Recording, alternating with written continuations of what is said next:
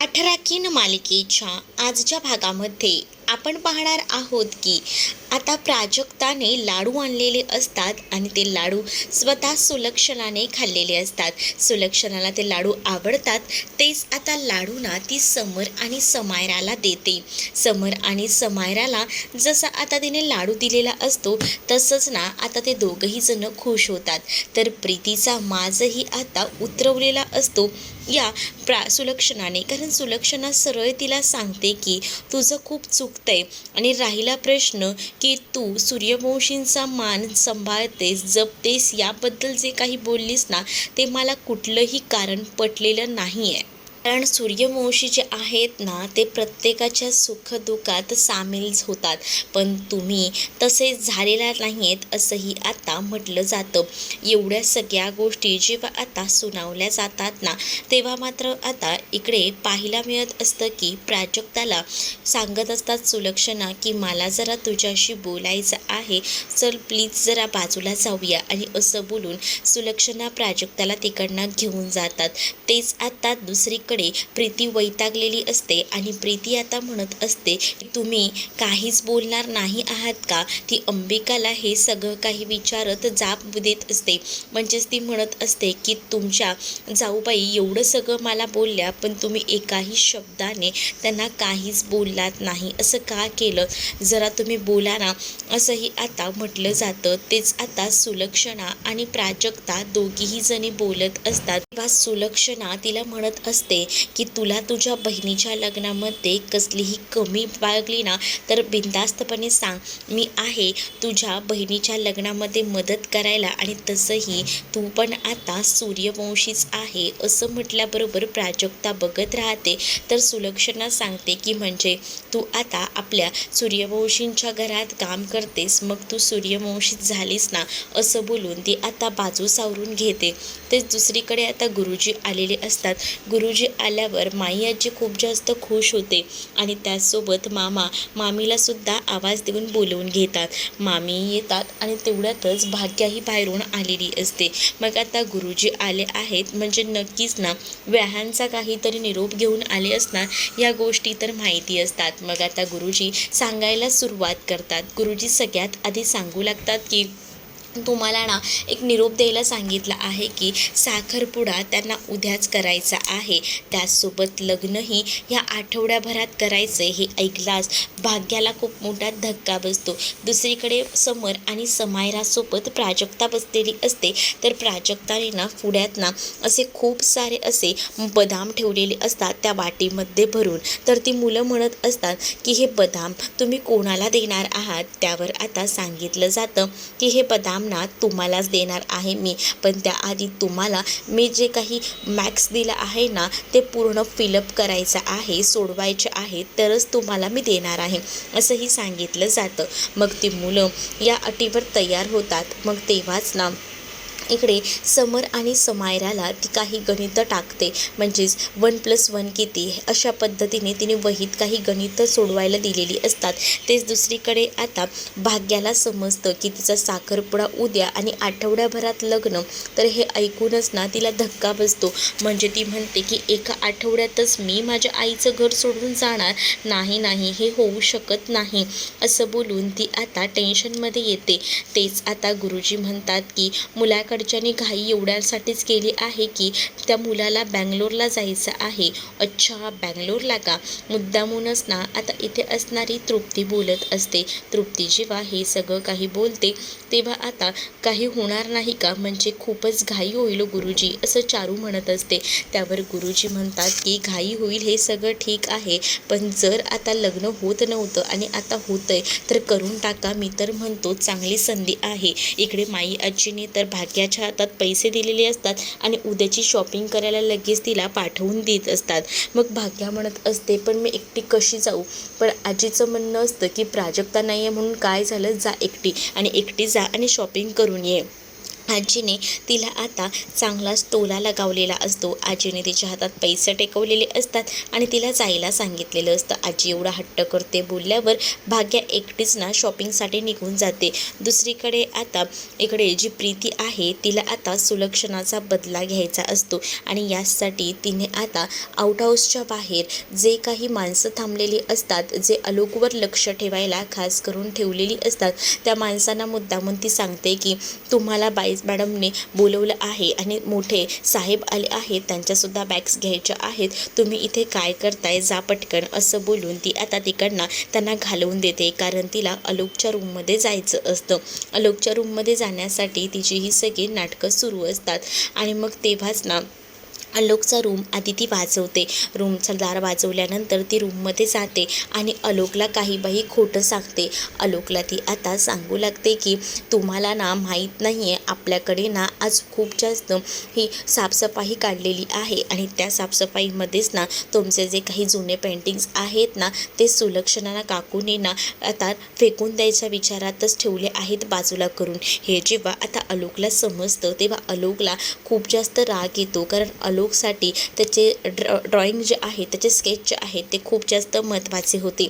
मग प्रीतीने ही मुद्दामून चाल खेळलेली होती का तर तिला ना आता सुलक्षणाचा माज उतरवायचा होता यासाठी. म्हणजे तिला वाटत होतं की आलोक जाईल आणि सुलक्षणावर राग काढेल, यासाठी तिने हे सगळं केलेलं होतं. दुसरीकडे गुरुजी जे आहेत ते बसलेलेच असताना गुरुजींना विचारलं जातं की अजून काही मुलांच्याकडच्या अपेक्षा काय काय आहे ते एकदाच सांगा, म्हणजे कसं बरं पडेल. मग आता गुरुजी त्यांच्या अपेक्षा सांगायला सुरुवात करतात. म्हणजेच आता ते म्हणत असतात की मुलाकडच्यांना आधी त्यांनी सांगितलं आहे की तुम्ही मुलीच्या अंगावर 10 तोळे सोनं घालायचं, त्याचसोबत साखरपुड्या दिवशी मुलाला चेन गळ्यात घालायची आणि बरोबर त्यांनी काही भांडी पण सांगितली आहेत, बेड सांगितलं आहे, फ्रीज, मायक्रोवेव्ह, या सगळ्या काही गोष्टी त्यांनी या लग्नामध्ये सुद्धा द्यायच्यात असं सांगितले. हे सगळ्या एवढी मोठी लिस्ट बघून ना सगळ्यांनाच मोठा धक्का बसतो. मग आता गुरुजी म्हणतात की बघा, विचार करा. तेच आता इकडे पाणी संपलेलं असतं, या मुलांना सम सोडवायला दिलेले असतात. मग आता प्राजक्ता म्हणत असते मी पटकन पाणी घेऊन येते, बघायचंय मला कोण पटकन सम सोडवतं ते, असंही प्राजक्ता आता म्हणत असते. मग ती मुलं शांतपणे ते सम सोडवत असतात आणि तेवढ्यातच ना प्राजक्ताच्या पाण्याच्या बॉटलमधलं पाणी संपलेलं असतं आणि मग प्राजक्ताला ते पाणीसुद्धा आणायला जायचं असतं. मग त्या मुलांना ते अभ्यास करताना निवांत पाहते. कारण मुलांना तिने सांगितलेलं असतं की तुम्ही हा अभ्यास केल्यानंतर मी तुम्हाला आल्मंड्स देणार आहे, म्हणजेच बदाम देणार आहे. त्यामुळे मुलंसुद्धा अगदी हुशारीने ते गणित सोडवत असतात. तोपर्यंत ती पाण्याची बॉटल घेऊन किचनच्या दिशेने जाते. जशी आता प्राजक्ता किचनच्या दिशेने जायला निघालेली असते तेवढ्यातच ना तो आलोक जो आहे तो मेन हॉलमध्ये येतो. तेच आता गुरुजींनी सांगितलेलं असतं एवढ्या सगळ्या गोष्टी. तर या सगळ्याचं टेन्शन मात्र आता मामांना आलेलं असतं. मामा म्हणतात की एवढ्या कशा गोष्टी एक्सेप्ट आहेत, कारण सोन्याचा भाव तर आता गगनाला भिडलेला आहे. पण आता गुरुजी म्हणतात की बघा, तुमच्या मुलीचं एकतर लग्न जमत नव्हतं, त्यात आता कसं बसत जमले आणि त्यात जर तुम्ही खोडा घातला तर पुन्हा प्रॉब्लेम होईल. त्यापेक्षा मला असं वाटतंय ना की काहीतरी सोय करा आणि हे लग्न होऊन जाऊ द्या. एकदा का तुमची मुलगी दुसऱ्या घरात गेली तर ती सुखात नांदणारच आहे तिथे, आणि एवढं चांगलं स्थळ आलंय चालून, मग ते का घालवतायत. मग चारूही म्हणते की नाही नाही, आपल्याला हे स्थळ हातचं घालवायचं नाही आहे, लग्नही छान ठरलेलं आहे, मुलगाही चांगला आहे, त्यामुळे आपण त्यांच्या इच्छा पूर्ण करूया, असंही आता चारू बोलत असते. चारूने मामांना सुद्धा विचारलेलं नसतं आणि या सगळ्याला होकार दिलेला असतो. कारण चारूला असं वाटत असतं की आपल्या मुलीला बरेच नकार येत आहेत, तर निदान मुलीचं लग्न जे आहे ते होऊन जाऊ द्या, हाच विचार आता केलेला असतो. तर दुसरीकडे समर आणि समायरा जे आहेत ते मॅथ्स सॉल्व करत असतात आणि तेव्हाच ना त्यांना प्रॉब्लेम येतच तो मॅथ्स सॉल्व करायला. तेवढ्यातच आलोक तिथे येतो. आलोकने ऐकलेलं असतं म्हणून आलोक त्यांना त्याची बेरीज करून योग्य ते उत्तर सांगतो.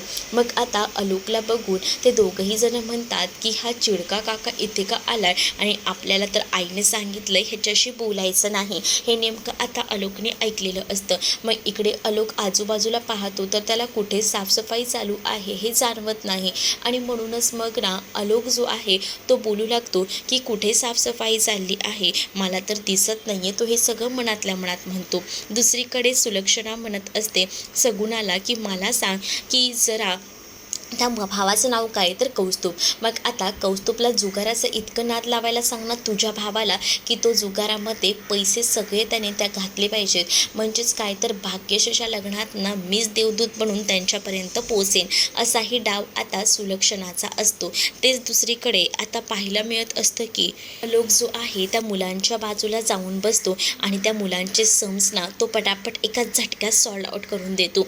आणि जेव्हा ते सम्स पूर्ण सोडवले जातात तेव्हा ती मुलेही खुश असतात, कारण ते सम्स सोडवल्यानंतर त्यांना आल्मंड्स भेटणार असतात. तेवढ्यातच तिथे प्राजक्ताची एक वही डायरी ठेवलेली असते ती पडते आणि त्यामध्ये ना स्केच अर्धवट राहिलेलं असतं आणि हे आलोकला दिसतं. आलोकला जेव्हा ते स्केच अर्धवट राहिलं आहे हे दिसतं तेव्हा आलोक जो आहे ना तो आता ती वही हातामध्ये घेतो आणि म्हणतो की हे फूल तर अपूर्ण आहे, ह्याचा तर देठही पूर्ण काढलेला नाही आहे. मी काम करतो ह्याचा देठ पूर्ण करतो, म्हणजे देठ पूर्ण असला ना तर हे फूल तयार होईल. देठाशिवाय फुलाला आधार कुठे असतो असंही आता म्हटलं जात असतं. आणि मग काय देठ काढायला तो सुरुवात करतो. तेच आता हे देठ काढत असतानाच तो ना इकडे तिकडे बघत असतो आणि त्याने ना ते खूप सुंदर असं त्या फुलाचं देठ काढून तयार केलेलं असतं आणि ती लहान लहान मुलं म्हणजे समर आणि समायरा बघत असतात. तेच दुसरीकडे आता पाण्याची बॉटल भरून झालेली असते.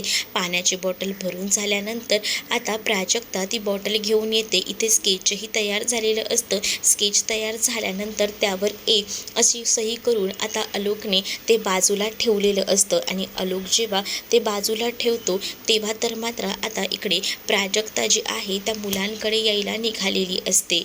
पाण्याची बॉटल भरून झालेली असते आणि तीच ती आता घेऊन त्या मुलांपर्यंत येऊन पोचते. तोपर्यंत मुलांचे सगळे सम्स जे आहेत ते सोडवून झालेले असतात आणि त्यामुळेच ना आता मुलांची वही जेव्हा ती बघते तेव्हा त्या मुलांचं ती कौतुक करू लागते. मुलांना म्हणत असते की अरे वा, खरंच ना तुमची तर सगळीच उत्तरं एकदम परफेक्ट आलेली आहेत आणि बरोबर आहेत, त्यामुळे तुम्हाला तर माझ्याकडनं आता हे आल्मंड्स तर मिळणारच. आणि तेव्हाच ना ती तिच्या वहीवर असलेलं ते ड्रॉइंगही बघते, जे ड्रॉइंग पूर्ण झालेलं असतं. आणि जेव्हा हे सगळं ती बघते ना तेव्हा तर ती म्हणत असते की हे कोणी केलं, त्या मुलांना ती विचारते. तेव्हाच ती मुलं म्हणत असतात की हे सगळं ना त्या चिडकू काकाने केलं आहे. हे बघितल्यानंतर तिला मात्र खूप जास्त आनंद होतो. मुलांनी मात्र त्याचं नाव चिडकू काका असं ठेवलेलं असतं. मग ती ना थोडा विचार करते, चिडकू काका म्हणजे नेमकं कोण. तेच दुसरीकडे भाग्या आता शॉपिंगला गेलेली असते आणि शॉपिंगला गेल्यानंतर ना ती आता एक काय घ्यावं हे तिला समजत नसतं. तिने आता लेहंगा तर सिलेक्ट केलेला असतो. तेच आता ती दुकानदाराला म्हणते की तुमचा जरा मोबाईल द्याल ना तर मला बरं होईल. काय आहे ना मला मोबाईलमधनं फोटो काढून माझ्या बहिणीला पाठवायचा आहे. आणि तिलासुद्धा ना प्राजक्ताला ती कॉल करते. प्राजक्ताला जसं ती कॉल करते ना तसं प्राजक्ताचा कॉल तर तिच्याकडेच असतो म्हणजे मोबाईल, त्यामुळे प्राजक्ताचा फोन तिच्याच बॅगेमध्ये वाजतो. त्यामुळे आता तर ती चकित होते आणि मग ती म्हणते की हे काय, हिने तर मोबाईल माझ्याकडेच दिलाय. मग आता ती दुकानदाराला म्हणत असते की माझ्या बहिणीने नेमकं आज माझ्यासोबत नाही आहे, त्यामुळे हे सगळं होतंय. खरंच ना काय करू कळत नाही आहे. तेव्हाच ना भाग्याला आठवतं की प्राजक्ताने तिला एकदा म्हटलं होतं की आपण आहे ना तुझ्या लग्नामध्ये आणि एंगेजमेंटमध्ये सुद्धा ना एकदम सेम कपडे घेऊया, अगदी ट्विनिंग करूया, म्हणजे कसं दोघीही जण एकमेकींच्या सावली दिसू ना. मग ते सगळं काही भाग्याला आठवतं. मग भाग्या त्या दुकानदाराला लगेचच सांगते की तुम्ही ना मला हे दोन्ही लेंगे पॅक करून द्या. मग तिने त्या दुकानदाराला तसं सांगितल्यावर त्या दुकानदाराने सुद्धा ते सगळेच लेहंगे पॅक करून ठेवलेले असतात. मग भाग्याला आठवलेलं असतं म्हणून मग प्राजक्ता आणि त्या दोघीही जणी ट्विनिंग करणार असतात. म्हणूनच तिने पटकन पॅक करून घ्यायला त्याला सांगितलेलं असतं. मग तो दुकानदारही तिला व्यवस्थित सगळे दोन्ही लेहंगे पॅक करून देतो. दुसरीकडे आता प्रीती जी असते ती आलोककडे उभी असते आणि आलोकला म्हणत असते, बघितलंत ना तुम्ही, आलोक तर आता संतापलेला असतो, कारण आलोकसोबत ना ती खोटं बोललेली असते आणि हे सगळं बघून ना तिला संताप होत असतो. मग आता तो म्हणत असतो की तू उगाच खोटं सांगितलंस, मला माहिती आहे, खोटं बोलताना जराही लाज वाटली नाही का, असं बोलून दार जे आहे तिच्या तोंडावर बंद केलं जातं. तेच आता दुसरीकडे पाहायला मिळत असतं की आपल्याकडे पैसे नाही आहेत, पण पै आपण साठवायला हवे. आपण 10 तोळं सोनं तर कसं तरी घेऊया, तेवढेफार थोडेसे पैसे आहेत, पण त्या मुलाला चैन द्यायची आहे, ते कसं पॉसिबल होणार आहे, असंही आता बाबा बोलत असतात. तेव्हाच ना बाबा त्या कौस्तुभला बोलवून घेतात आणि कौस्तुभला म्हणतात की तुझ्याकडे काही पैसे आहेत का, म्हणजे बघ ना एवढा सगळा खर्च एकदम ना पेलवणार नाही आहे, जर तुझ्याकडे काही पैसे असतील ना तर प्लीज थोडं काहीतरी कन्सेशन करतोस का, म्हणजे चैनीचं काय ते तू बघशील का. मग तो म्हणतो की हो ना, बघेन ना, काही हरकत नाही, मी बघतो, असंही त्याने आता बाबांना सांगितलेलं असतं. मग आता बाबांना त्याने सांगितल्यामुळे आता बाबांना थोडं बरं वाटतं की चला का होईना, आता थोडीफार का होईना हा मदत करणारे, थोडं बाबांचं टेन्शन कमी होतं. त्यामुळे आता बाबासुद्धा खूपच जास्त खुश असतात. पण हे सगळं काही बोलणं ना बाहेर उभं राहून तृप्तीनं ऐकलेलं असतं. तृप्ती जसं कौस्तुभ बाहेर येतो ना तसं त्याला अडवते आणि त्याला म्हणत असते की तुझी हिंमत कशी झाली रे तुझ्या घरच्यांना सांगायची की मी तुम्हाला देतो म्हणून, का म्हणून हे सगळं असं केलं, जरा पण वाटत नाही आहे का काहीच, असं बोलून ना ती आता चिडलेली असते. आणि जेव्हा ती चिडते ना तेव्हा ती म्हणते की 1ही रुपया घरच्यांना द्यायचा नाही, मी पहिलेच सांगते तुला. पण आता तो म्हणतो की का म्हणून तुझं ऐकायचं आहे, मी काही ऐकणार नाही आहे, माझ्या बहिणीचं लग्न आहे, सो मी मदत करणार आहे घरच्यांना. आणि राहिला प्रश्न तुझ्या दागिन्यांचा, ते दागिने तुला ऑलरेडी घरच्यांनी दिले होते, ते तुझे नव्हते, जे की तू आता म्हणतेस की ते विकले गेले आहे, अरे जे काही केलंयस ना ते सगळं तू केलंयस, त्यामुळे मला बोलून दाखवू नकोस, असं देखील आता म्हटलेलं असतं. मग तृप्तीला कौस्तुभ तोंडावर सुनावतो आणि तिकडनं निघून जातो. जेव्हा कौस्तुभने एवढं सगळं सुनावलेलं असतं ना तेव्हा तृप्तीला आपलं तोंड बंद करूनच राहावं लागणार असतं, दुसरा पर्याय नसतो तृप्तीकडे. मग आता तृप्ती शांत उभी असते आणि तृप्ती जेव्हा शांत उभी असते ती जाणाऱ्या कौस्तुभकडे बघत असते. ती म्हणत असते की मलाही पाहायचं आहे की हे लग्न कसं होतं आणि कसं नाही ते. तेच आता प्राजक्ताची शिकवणी पूर्ण झालेली असते, म्हणून प्राजक्ता जायला निघालेली असते. प्रीतीला आता प्राजक्ताचा काटा काढायचा असतो आणि यासाठी ना तिने आता प्राजक्ताला सांगितलेलं असतं की जा ना जरा एक काम कर, तुला खरं तर ना बोलवलं होतं मॅडमनी, म्हणजे सुलक्षणा काकूंनी, त्या आहेत आउट हाऊसमध्ये, त्यांना तुझ्याशी बोलायचं आहे, असं खोटं तिने सांगितलेलं असतं. मग आता जेव्हा ती हे सगळं खोटं सांगते ना तेव्हा सुलक्षणाला भेटायला जायचं आहे, म्हणून मग आता प्राजक्ताही त्या प्रीतीचं ऐकते आणि मग ती म्हणते की ठीक आहे मी जाते. आणि असं बोलून प्राजक्ता जी आहे ती तिकडनं जायला निघते. प्राजक्ता जेव्हा तिकडनं जाते ना तेव्हा प्रीतीला आनंद होतो. प्रीती म्हणत असते आत्ता खरी मजा येणार आहे, मला हेच तर हवं होतं.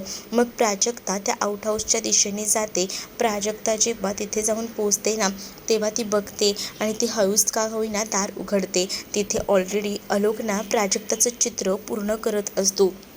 तेच आता त्याचे सगळ्या रूममध्ये ना स्केचेस वगैरे ठेवलेले असतात आणि सगळ्या रूममध्ये स्केच असतानाच ना तिथे आता नेमकी ती पोचलेली असते आणि ती एवढे सगळे स्केच पाहते तेव्हा ती खुश होते आणि ती म्हणते की ही रूम त्याचीच आहे का, ज्याने माझ्या वहीवरचं ते स्केच पूर्ण केलं, असाही विचार ती आता रूममध्ये शिरल्यावर करत असते. कारण त्या रूममध्ये बरेच स्केच होते आणि ते खूप सुंदर असे होते आणि ते एक एक स्केच ती आता बघत जाते. आणि तेव्हाच तिला समर आणि समाराचं बोलणं आठवतं, कारण त्याने सांगितलेलं होतं की हे सगळं काही त्या चिडकू काकाने केलं आहे. मग हा तोच असेल का, त्यानेच हे सगळं केलं असेल का, हाही विचार ना आता इथे असणाऱ्या प्राजक्ताच्या मनामध्ये येऊ लागतो.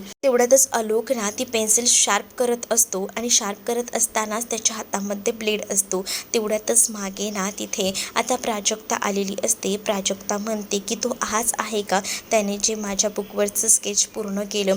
प्राजक्ताचा आवाज म्हणजे आपल्याकडे इथे कोणीतरी मुलगी आली आहे त्यामुळे तो दचकतो आणि त्याच्या हाताला ते ब्लेड लागलेलं असतं. त्याच्या हातातनं जसं रक्त येऊ लागतं ना तसा तो खूप जास्त गोंधळतो, कारण त्याच्या बोटातनं रक्त आल्याबरोबर तो घाबरतो. त्याच्या भूतकाळात नक्कीच या रक्ताच्या बाबतीतली कोणती तरी घटना असणार आहे, त्यामुळे त्याचं आता थरथर कापायला लागतं अंग. आणि जेव्हा तो रक्त बघतो ना तेव्हा त्याला प्राजक्ता म्हणत असते, विचारतसुद्धा असते की काय झालं. तेव्हा तो त्याच्या बोटावरचं रक्त दाखवतो आणि ते रक्त तो स्वतः बघू शकत नसतो, म्हणून त्याने रक्ताचं बोट असं मागे ठेवलेलं असतं.